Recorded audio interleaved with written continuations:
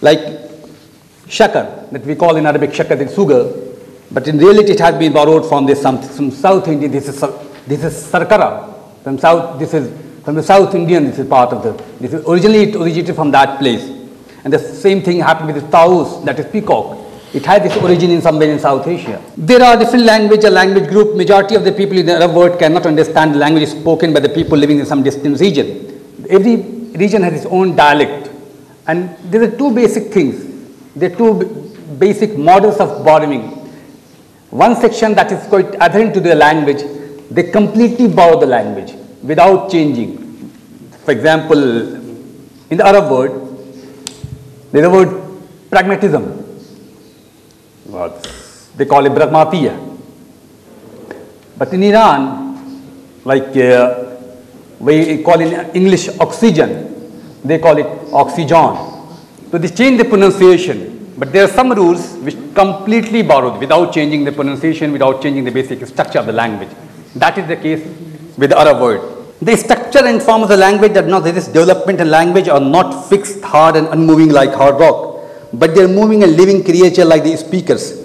Linguistic identity of a region and a nation keeps on changing, and no linguistic region can claim to maintain its purity or can have independent identity.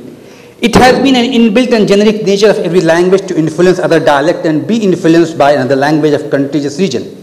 There may be a difference of degree, level, nature, intensity and mechanism of impact, but language has to accept the influence of others. Kadami said language is a social phenomenon and is changed without people's realization. Man cannot change it and he can't impose it, and it has no individual approval but social approval. As intellectual influence, the thought, the news carrier and teacher influence the language. There is a strong link between language and knowledge, and language is the basic of all human interaction. No thinking is possible without language, and human knowledge and science is only possible through the medium of language. What we are doing is only possible because we have a language. Language is superior to all other disciplines and always first in sequence. Of course, language forms thoughts, and in other words, thought is only possible through language. Any invention and creation of knowledge must have a strong linguistic background, where one need is to define the particular innovation and creation. And this is the basic what we are seeing. Since any society or any part of the world which don't have any scientific infrastructure, we don't have any basic knowledge, the moment we have started borrowing the knowledge, it means you are going to borrow the language also. In this today, what we are seeing, this entire society is a kind of knowledge society, scientific society, information society, e-governance, electronic governance, e-banking, all these things. These are the concepts which are giving a new kind of social discourse. We are having a new kind of linguistic discourse also, with the language, the total format of language is changing every day. And all these things coming from a particular corner of the world. Here we don't have infrastructure. The moment we borrow the knowledge, we are forced to borrow the language also, because language, any knowledge that originates from the particular language. So in that way, it's, for example, if here we have to say the e-governance. E-governance has its own concept, it has its own technicalities, it has its own dynamics. And then those parts which not have developed these kind of concept, they are left only with single option.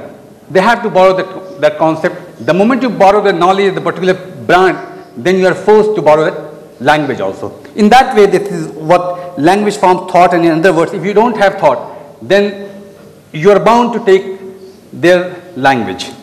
While the conventional image of communication, domination, information, science is one way, purposive, vertical, top-down model. This is intended to provide an orientation look at the whole process from a perspective of message giver, raising the question of persuasiveness, effectiveness, conversion rather than meeting basic needs.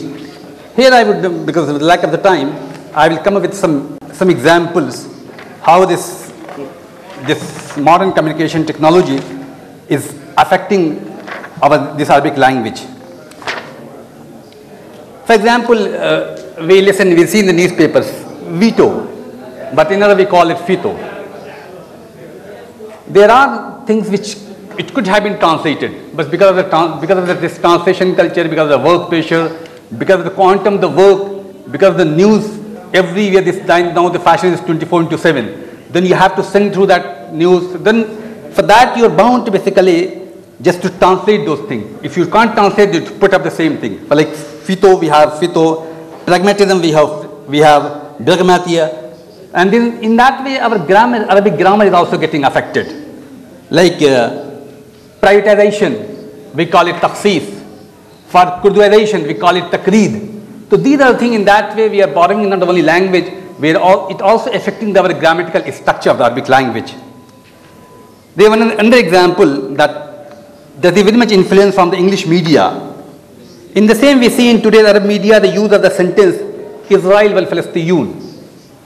This is purely a borrowing from the global media which always use this composition to imprint the image of Israel like an independent state. Earlier this was not the case, and the same Arab media used to describe this like Philistine with Israel. We find the same thing in the use of min qibal for the English translation of the word by. There are so many things. Every day we come across a lot of mistakes, grammatical mistakes, linguistic mistakes, and all these things. This is because of the quantum, quantity, and intensity of what kind of pressure we have. We are not coping with only the language. We are coping with the intensity and the degree of information we are being forced and we are being thrust. So in that case, we are left with no time just to have to imitate them, just either to do replacement rather than translating, then we replace that word. I have a few suggestions to cope with the problem. Emerging council to monitor the language of media person should be established, which would have a constant watch on the day-to-day language of different media from electronic to print.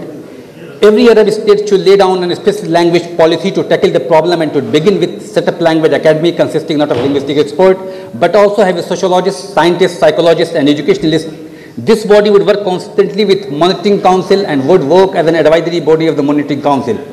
There should be a proper coordination between language academy and those experts of Arabic language, and they should be assigned the task of having a strict watch on day-to-day development in the media as far as language is concerned. There should be routine meetings between newscaster and reporters from the different media and the person from language academy. There should be the provision for training session or crash course for Arabic language improvement, which would be completely devoted to the language of media.